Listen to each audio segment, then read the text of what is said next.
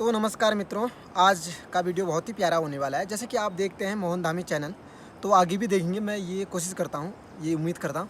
तो आज हम प्यारे सी वीडियो में आपको ले चले हुए हैं, क्योंकि धान के खेतों के बीच और धान की बालियाँ आ चुकी हैं। तो कहीं ना कहीं इससे दर्शाते हैं कि पहाड़ी किसान की मेहनत और उसका संघर्ष साफ नज़र आएगा, क्योंकि इन धानों के खेतों से कहीं ना कहीं किसान, पहाड़ी किसान की निजी आय और जीवन यापन ही उन खेतों से होता है। तो आज हम उन खेतों के बीच ले चलते हैं, तो फिर मिलते हैं। जैसा कि मैं पहुंच चुका हूं धान के खेतों में, ये देख ही पा रहे होंगे हमारी पहाड़ों की मेहनत आखिरकार रंग लाई।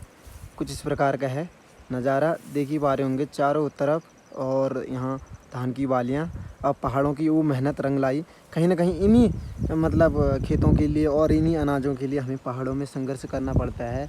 और देख ही पा रहे होंगे अब लहराती बालियाँ आपको लहराती हुई बालियाँ आपको नज़र आ रही होंगी। शानदार व्यू देखने को मिल रहा है, क्या ही बताऊँ ना मित्रों। मैं चारों तरफ मतलब इस पहाड़ की सुंदरता को देखते हुए और हमारी इस मेहनत आखिरकार रंग लेकर आई।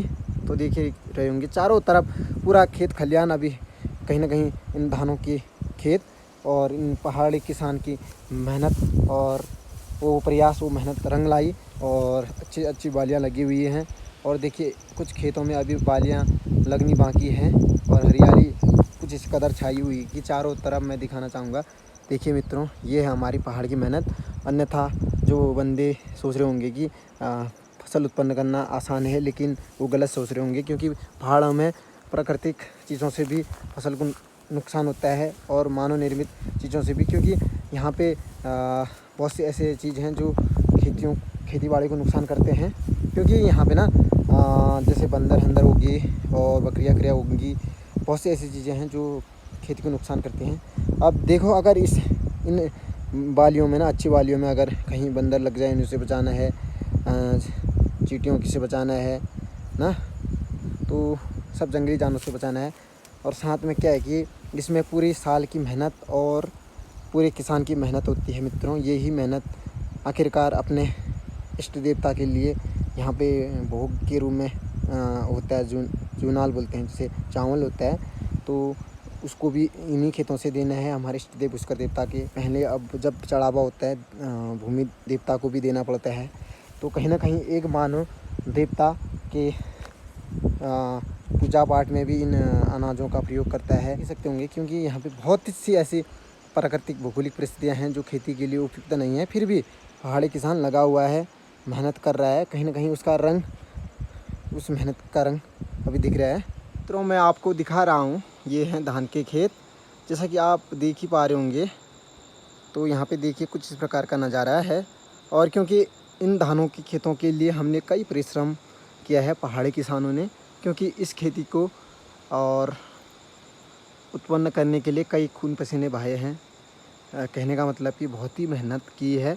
तो क्योंकि ये हमारे पुरखों से चली आई खेती है, सीढ़ीदार खेती पहाड़ों की ना, तो कहीं ना कहीं आपको इस प्रकार की खेती कहीं और देखने को मिले पहाड़ों के अलावा, क्योंकि इन खेतियों में पैदावार कम होती है और जोत का आकार छोटा होता है। फिर भी हम पहाड़ी किसान लगे हुए होते हैं, क्योंकि यही है हमारी संपत्ति, यही है हमारी आय ना। तो इससे कहीं ना कहीं खुद का भरण पोषण भी होता है। अपने इष्ट देव पुष्कर देवता के चढ़ावे के लिए यहाँ इनमें से जो जूनाल के रूप में हम मंदिर भी ले जाते हैं, क्योंकि पहला चढ़ावा इष्ट देव पुष्कर देवता का होता है, फिर उसके बाद हम मानव का।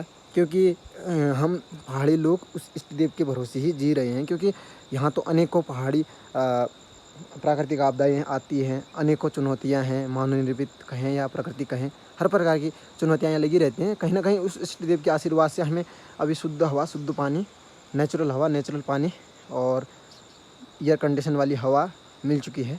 तो उसके लिए बहुत ऋणी है इष्ट देव के लिए, क्योंकि ऐसा प्राकृतिक माहौल बना के रखा हमारे लिए। तो देखिए कुछ इस प्रकार चारों तरफ का व्यू देखिए, तो पहाड़ों का ना शानदार व्यू देखने को मिल रहा है। क्योंकि ये देखिए हमारी नदी कुछ इस प्रकार की है। तो चारों तरफ मैं बता दूं, ये देखिए मित्रों करीब से ना, ये हमारा शानदार सा व्यू देखने को मिल रहा है। और हमारा नेपाल कुछ इस प्रकार। और यहाँ पे जैसा कि आप देख ही पा रहे होंगे, यहाँ पे मैं आपको बताऊँ, थोड़ा करीब से बताऊँ ना आपका, ये देखिए इस प्रकार के खेत हैं यहाँ। तो देखिए कुछ इस प्रकार लो लाइट। तो फाइनली अब हम पहुँच चुके हैं मिनी वाटरफॉल, छोटा सा वाटरफॉल देखने को मिलेगा मित्रों, क्योंकि बड़ा वाटरफॉल तो उधर है, लेकिन मिनी वाटरफॉल पहाड़ों में कुछ इस प्रकार दिखते हैं। तो देखिए चारों तरफ, और यहाँ की हरियाली कुछ इस प्रकार है चारों तरफ। देखिए शांत भरा मौसम, बढ़िया सा मौसम देखिए कुछ इस प्रकार का है। मैं बताना चाहूँ तो ये हमारी तांती रूट जो दिख रही है, ये हमारी निर्माणाधीन रूट कुछ इस प्रकार का है। शानदार व्यू देखने को मिल रहा है चारों तरफ। देखिए कुछ इस प्रकार का नज़ारा, प्यारा सा